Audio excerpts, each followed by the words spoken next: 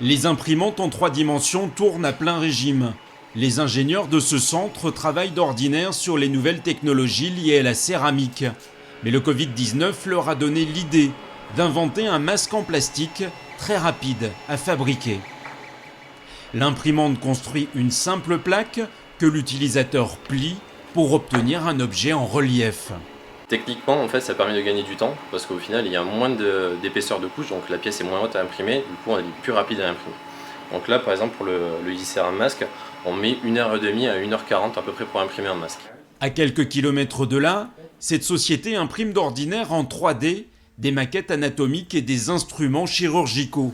Depuis le début de la crise sanitaire, elle s'est réorientée et fabrique des supports de visière de protection.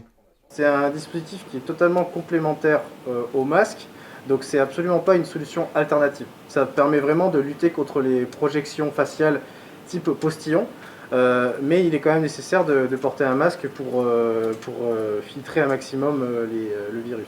Des visières qui sont par exemple utilisées par les caissières de ce supermarché. Elles permettent de rassurer les clients comme le personnel, même s'il est compliqué de travailler avec tout cet attirail. On a très chaud, donc on a un peu de mal à respirer. Et avec la visière, donc on a parfois les reflets du soleil. C'est un peu compliqué, mais bon, on arrive quand même à travailler. Donc voilà, c'est dur, mais on y arrive. Tous ces objets imprimés en 3 dimensions sont destinés au personnel qui se trouve en seconde ligne par rapport au Covid-19, les soignants ayant besoin de matériel agréé pour leur sécurité.